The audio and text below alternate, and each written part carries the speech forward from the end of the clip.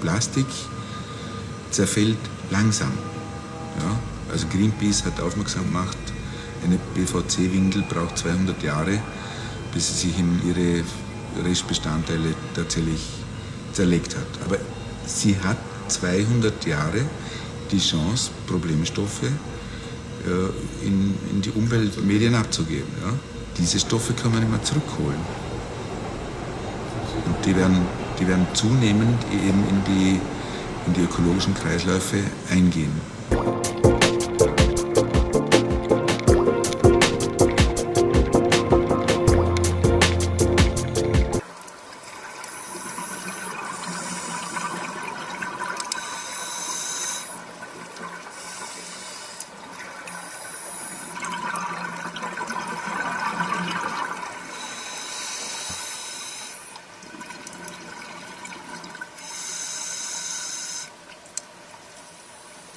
On a young humpback whale that appeared to be dead.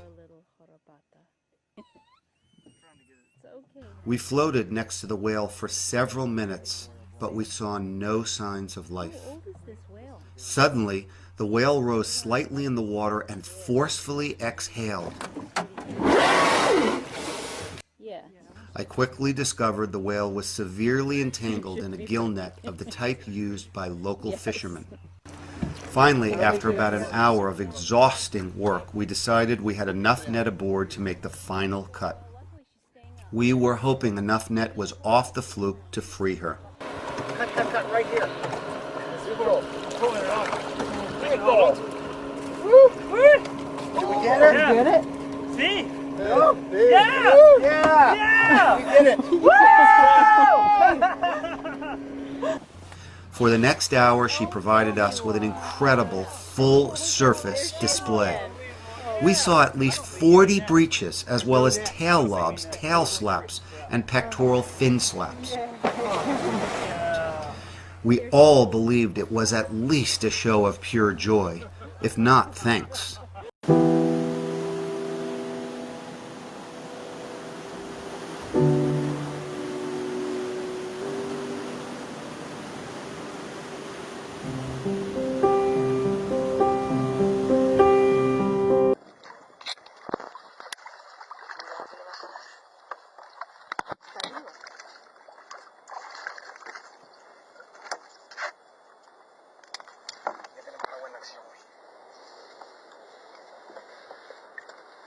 Preciosa.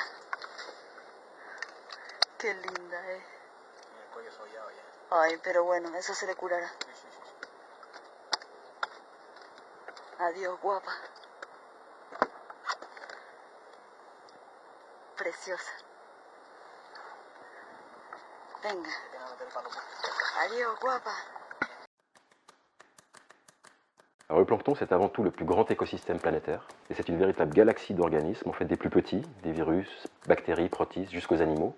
Ces communautés planctoniques ont généré l'atmosphère oxygénée bien avant les plantes terrestres, et aujourd'hui encore produisent la moitié de l'oxygène que nous respirons, et donc sont extrêmement importantes pour nous et pour la stabilité du système Terre.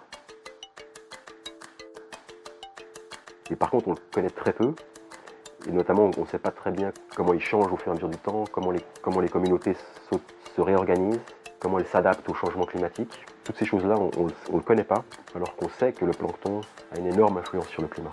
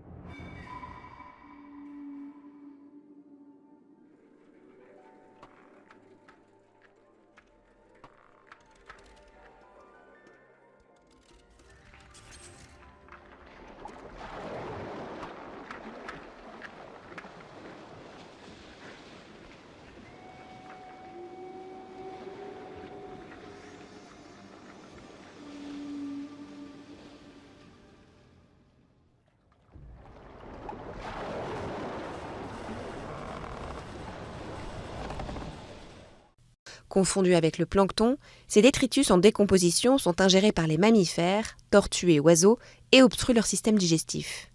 Mais dans le Pacifique Nord, cette masse d'ordures constitue un milieu propice à la reproduction d'une espèce d'araignée d'eau, l'Alobat sericeus. Cet insecte, capable de vivre dans un milieu marin, a besoin d'un terrain solide pour pondre ses œufs et ce lieu lui fournit un incubateur de rêve.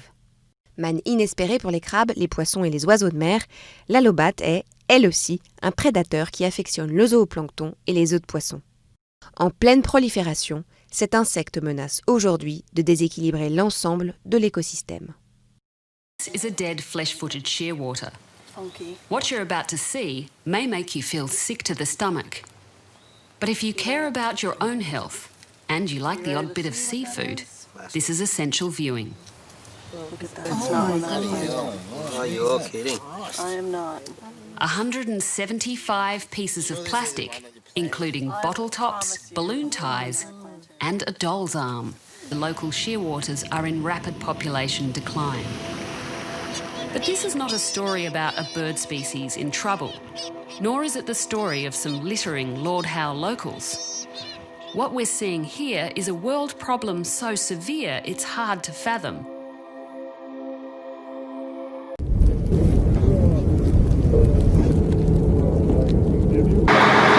Kjennetegn på gåsene hval ikke overraskende. Nei, jeg tror det noe som forventer, altså målinger her. 60.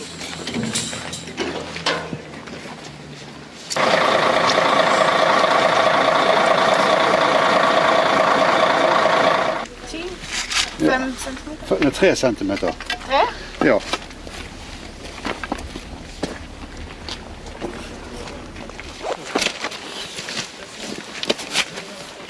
Litt av en treningsøkt, dette. Innholdet, i volum, så når du presser alt dette her sammen, så fikk jo alt sammen plass i den boksen her da.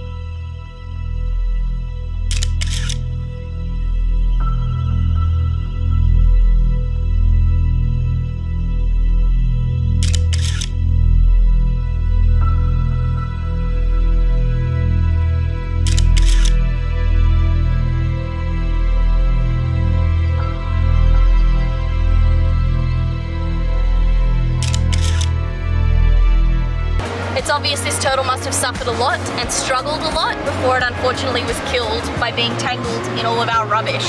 Les tortues mortes proviennent essentiellement de captures accidentelles dans les filets de pêche, mais aussi d'animaux échoués sur le littoral. Pour la côte méditerranéenne, ce sont exclusivement des tortues kawan. Et pour la façade atlantique, plus de 100 tortues luttes ont aussi été analysées avec le centre de soins de l'aquarium de La Rochelle.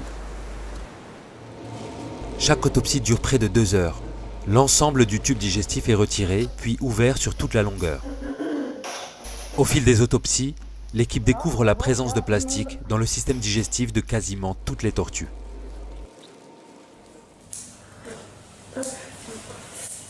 Pour la vétérinaire, les quantités de plastique retrouvées ne sont pas forcément la cause directe de mortalité. Mais elles confirment une pollution marine globale.